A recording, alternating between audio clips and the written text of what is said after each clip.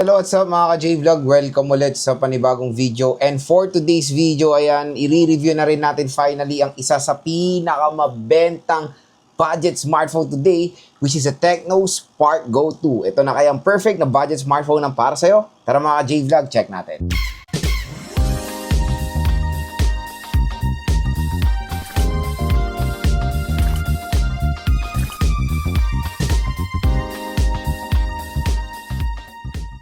So yan, shoutout po sa mga nakanood ng ating unboxing first impressions, 5 reasons dito sa Tecno Spark Go 2. And this time, ayan, full review na natin siya. Bibigay ko na sa inyo yung overall verdict ko dito sa smartphone na to. At kung interested nga kayo dito sa Tecno Spark Go 2, dito po sa ating view products, i-click nyo tong view products na to dahil mas mura po, bagsak presyo po ang Tecno Spark Go 2 dyan. So wag na kayo mag-alala, bumili online dahil dito po sa view products natin, paniguradong legit yan at nakuha natin ng sobrang bagsak presyo. At ito pa, pag clinic nyo yan, may makukuha po kayong voucher sa online na below SRP nyo pa makukuha itong Tecno Spark Go 2. So nakuha ko siya ng 2,900, mga ganun yung range na ito. Pero ano nga muna bang SRP na ito? At ito palang review unit natin is a 3GB 128. So, 2 variants po ang Tecno Spark Go 2. Meron tayong 3299 na 3GB 64 at 3599 for the 3GB 128. Kung mapapansin nyo, few hundred of pesos lang ang kanilang price difference. Kaya for me, I'll suggest get the 120GB. Mas sulit siya mga ka-J-Vlog kasi few hundred of pesos won't hurt naman sa inyo na mas dodoble na yung storage yun na mas kailangan nyo yan, to be honest. At yun nga, pag na-click nyo sa online, siguro ang presyo niyan is nasa 3,000 pesos. Pero pag tumiming naman na may voucher kayo, baka makuha nyo pa siya ng below 3,000. Paswerte yan na lang mga J-Vlog. Ang maganda doon, nakuha nyo siya ng below SRP. So, yun nga dito sa ating review, is titingnan natin kung sulit nga ba itong Tecno Spark Go 2. Dahil na camera test na natin to, na game test na natin to, na speaker test na natin tong smartphone na to. At tara, i-check na natin itong si Tecno Spark Go 2. So yan mga ka-J-Vlog, next naman is gusto ko i-share sa inyo yung magagandang features ng Tecno Spark Go 2. Bakit sulit siya sa kanyang presyo na 3,000 pesos. Grabe, biruin mo, 3,000 piso lang meron ka ng smartphone na hindi po mabagal. Sobrang sulit din naman siya kahit papaano mga ka-J-Vlog. So first natin natatakil is yung display. Napakalaki ng display niya for a budget smartphone, 6.67 inches. At hindi lang yun, magandang ang balita, binalik nila yung 120Hz screen refresh rate dito sa Tecno Spark Go 2 na inalis po nila yan sa Tecno Spark Go 1S. Again, hindi ko alam kung bakit nila inalis yung 120Hz, ginawa nilang 90Hz sa Tecno Spark Go 1S. Pero magandang balita, in Spark Go 2, binalik po nila yung 120Hz screen refresh rate. And ang nakakatawa pa nga, available pa rin po sa market ang Tecno Spark Go 1 and Tecno Spark Go 1S. Don't worry, gagawa tayo ng triple comparison about dyan sa mga smartphone na yan. Stay tuned lang mga ka-J-Vlog dahil lahat po yan, na-review natin, unbox natin. At for me, mas better talaga tong Spark Go 2 overall. Siyempre, mas better siya when it comes to design and aesthetics. Okay rin yung kanyang chipset. So yun, second reason. So yun, next natin is the chipset. So the chipset is powered ng Unisoc 7250. Itong chipset na to is very outstanding when it comes sa gaming performance sa budget segment. Nag-game test na natin itong si Tecno Spark Go 2 and surprisingly for 3GB of RAM nakakapag-handle to ng mga modern games today. Yun yung maganda dito sa Tecno Spark Go 2. Sa murang halaga lang kaya po maglaro ng ML, kaya maglaro ng COD, kayang-kaya niya rin kahit pa paano ang Genshin Impact sa lowest settings. Pero syempre, always manage your expectations sa Genshin Impact. Nag-frame drop siya, pero ibang-iba ang performance ng Tecno Spark Go 2 compare sa mga ibang budget smartphone na merong MediaTek Helio G36, merong MediaTek Helio G50 na sobrang bagal niyan kasi pag niran nyo lang yung Genshin dyan, ang tagal mag-load. Yun yung isa doon. Pero dito sa Tecno Spark Go 2, surprisingly, kahit pa paano ay na-handle niya rin naman ang Genshin Impact. Pero again inulit ko, sa mababang settings lang at nagfe-frame drop siya. Hindi po siya smooth, pero na-handle niya or playable siya. Kaya kung naghanap kayo ng sobrang murang smartphone na okay rin siya for modern games day like ML, COD, o Honor of Kings, okay rin naman i-suggest itong Tecno Spark Go 2. Sobrang mura lang. Next yung camera. The camera is dual rear, single camera lang po ito pero kung mapapansin nyo, very kumbaga mapanil lang when it comes sa design. Akala ng iba is dual camera siya. Kasi syempre, when it comes sa design, very identical siya sa design ng iPhone 16. Kasi pag ganyan ang itsura, akala ng iba is dual camera po to. Hindi po. Yung nasa baba nito, I think, is the IR blaster. And ito pong harap, ang taas lang yung kanyang main camera. So, equipped siya ng 13 megapixel main camera. And surprisingly, for a 13 megapixel camera, malinaw rin naman na mapoproduce na camera quality netong Tecno Spark Go 2. Maganda rin naman siya kahit papaano. Next mga J-Vlog sa speakers. Yung speaker neto for a budget smartphone, dual stereo speaker siya for immersive sound. And yes, nung nakapaglaro ko dito, malakas din naman na mapoprovide na speaker quality netong Tecno Spark Go 2 na sobrang solid mga ka-J-Vlog. Kahit na for example, naglalaro kayo, natakpan nyo yung nasa baba, meron pang lalabas dito, hindi kumbaga nagdi-distort yung sound dahil sa kanyang dual stereo speakers. At syempre, pag dual stereo speakers, mas better ang bass quality. Next is yung kanyang IP rating. Biruin mo for 3,000 pesos, nakapag-provide sila ng IP64, water and dust resistant. So, yun, maganda, meron siyang protection sa tubig. Again, IP64 ay hindi po pwede malublob yun sa tubig. Pwede lang po yan mabasa with certain pressure. So, pwede siya, ayun, pag naulanan, ganyan, natalsikan ng tubig or nabuhos, for example, nasa table, nabuhusan siya ng tubig, ganyan, may mga protection siya sa ganyan. Sa ganyan, may protection siya. Pero pag nasubmerge siya ng matagal sa tubig with certain minute and certain distance, there's a possibility mapasukan siya ng tubig kasi hindi enough yung IP rating niya. So again, ang pwede lang po masubmerge sa tubig na mga ingress protection is yung IP rating 67 pataas. At least for 3,000 pesos, meron po siyang water protection kahit papaano. Usapang battery tayo, napakalaki rin ng battery niya. At nung nagamit natin itong Tecno Spark Go 2, in fairness, makunat naman talaga ang battery na itong device na to. At 15 watt fast charging rate siya. For me, 15 watt fast charging rate, I think yun na rin the best or at least minimum na pwede rin natin makuha or magamit for its price. 15 watts na talaga yung minimum na pwede natin makuha mga J-Vlog. So, okay na okay rin naman kahit papaano tong Tecno Spark Go 2 when it comes sa battery, makunat siya, at kahit papaano fast charging rin naman siya. At ang pinaka-last sa design, yung design ang pinaka-hatak dito sa Tecno Spark Go 2 dahil yan nga, mukha siyang iPhone 16.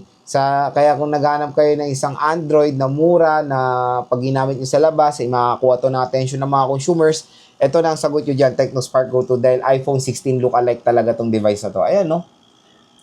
To be honest, para siyang iPhone 16 na kinombine sa iPhone Pro Max kasi yung kulay niya is natural titanium tapos yung design niya or yung camera module niya is pang iPhone 16.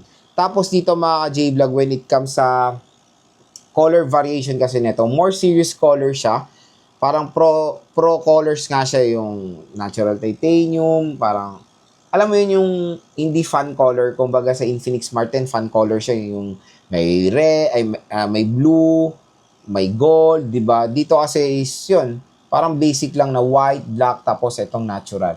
So sana mag-offer sila ng mas colorful variation dito sa Tecno Spark Go 2 kasi yun yung parang hatak ng ibang consumers dito, yung colorful design din netong smartphone na to. Pero again, nagustuhan ko rin naman yung design ng Tecno Spark Go 2, mukha siyang iPhone 16. So yun mga ka-J-Vlog, so far yung mga nagustuhan kong features dito sa Tecno Spark Go 2, isa lang ang hindi ko nagustuhan talaga dito mga ka-J-Vlog, magiging real talk tayo, yung Go Edition niya. Siguro, yan talaga, pinanindigan na ni Tecno yung pangalang Go Edition dito sa Tecno Spark Go 2 kasi nga Go, di ba? Pero again, pag nilagyan nyo to ng chipset na kaya naman i-handle ang full Android OS, gawin nyo na sanang full Android. Kasi sayang tulad dito, hindi ko na-download yung WUA. Siguro hindi rin enough yung RAM or dahil Go Edition siya. Yun lang, hindi ko lang na-download dito yung Wuthering of Waves. Tapos, syempre, pag Go Edition, may mga certain features na hindi natin nakikita na meron sa full Android. So, yun lang yung nakakalungkot dito na kaya naman kahit papaano ng Unisoc 7250 yung full Android. Sana full Android na lang nila itong smartphone na to para magamit natin yung full potential ng lakas ng Tecno Spark Go 2. So, yun. Sana nakatulong yung mga sinabi ko sa inyo kung nagde-decide kayo bumili na itong Tecno Spark Go 2. At again, kung interested nga kayo, i-click nyo na lang itong view products natin para ma-redirect kayo sa bagsak presyo na Tecno Spark Go 2.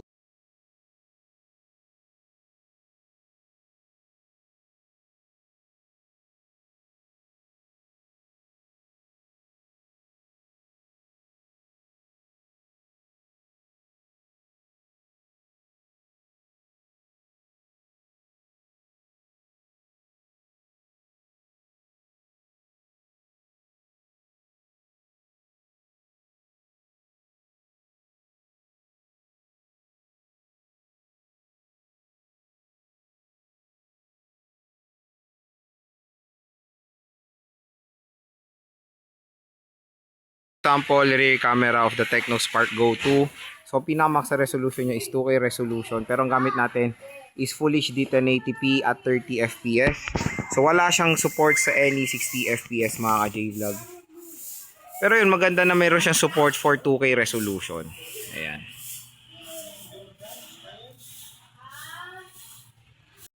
Video sample, front facing camera of the Technospark Go 2. So ang pinakamax sa resolution niya, magandang balita, same din sa rear na 2K resolution. Pero ang gamit natin is Full HD 1080p, 30 fps, wala siyang any support for any 60 fps, mapa rear or front facing camera. Ayan siya. Malinaw din naman kahit papano. And ang partita doon, it's 6 PM. Pero tignan nyo naman yung tama ng lighting. Medyo okay rin naman for this kind of smartphone. So next, explore natin itong design at build quality ng Technospark Go 2. So when it comes sa build quality niya, it's a polycarbonate plastic. So polycarbonate back siya mga J-Vlog, na very common naman yan for a budget smartphone. So ito nga yung very intriguing dito sa device na to, yung camera setup niya. So mapapansin nyo, pag malayuan, nakala ng mga ibang consumer, dual camera to. Hindi po. Single camera lang itong si Technospark Go 2, which is ito lang talaga yung kanyang camera, at ito po ay IR blaster to, I think. So nandito yung kanyang flash. So okay naman yung build quality na itong Technospark Go 2. So when it comes sa design niya, paniguradong very aesthetic naman siya. So overall matte finish siya. Meron tayong Technospark logo dito sa baba, and sa frame niya is matte finish din or plastic.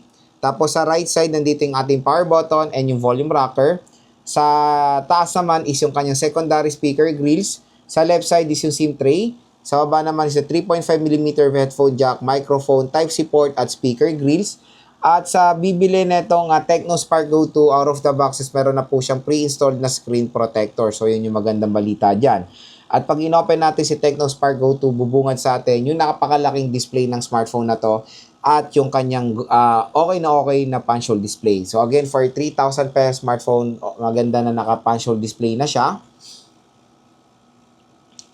At yun nga, magandang balita dito sa Technospark Go 2, it is support ng 120Hz screen refresh rate for smoother animation. Maganda rin dito since naka iOS na siya, or iOS 15 is pwede na natin ma-customize yung kanyang refresh rate. So, sinet ko yung settings sa for 120Hz. Pwede nyo i-set yung iba sa 90Hz para mas makatipid ng battery. So, ito yung performance ng 120Hz. So, sobrang smooth, di ba? Ayan, no? So, ang ganda rin naman itong Technospark Go 2 when it comes sa display niya, malaki. At ito po yung included na jelly case niya. So, maganda rin naman si Marin jelly case, hindi siya transparent. O, di ba? Very elegant din naman siyang tignan. Pwede na nga siyang permanent case, hindi na temporary case. So next is let's explore yung camera app ng Technospark Go 2. Ayan.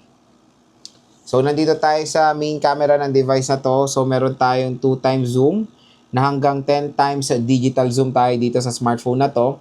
Sa video naman, ang pinakamax resolution niya, maganda balita, is 2K res, pero hanggang 30 fps even sa 1080p. So wala siyang support sa any 60 fps. Meron tayong AI GC portrait. Ito ay, parang ibayin yung mukha mo dito eh. Try natin. Na-try ko na to sa Technospark, sa Technopova eh.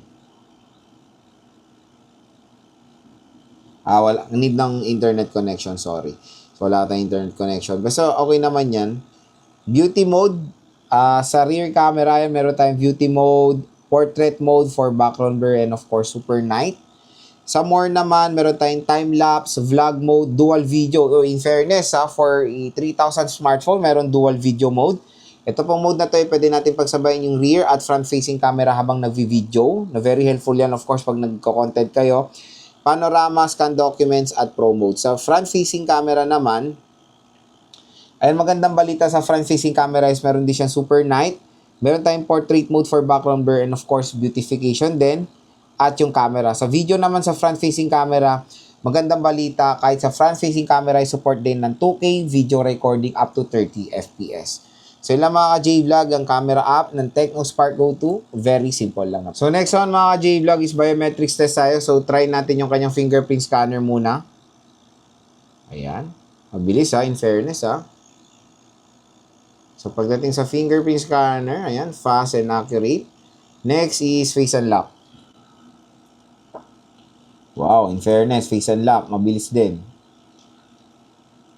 So, biometrics na ito, face unlock and fingerprint scanner, fast and accurate naman. So, next try natin yung kanyang speakers. So, dual speakers to. So, start tayo. What's up mga ka-J-Vlog? Welcome ulit sa panibagong video. And for today's video, another phone comparison na naman tayo. And this time, i-compare natin ngayon ang Samsung Galaxy A16 5G versus the Tecno Pova 7. Ano kaya ang perfect na purchase ngayong 2025 dito sa dalawang mabentang smartphone na to? Tara mga J-Vlog, check natin. Ayan, lakas oh. In fairness ah.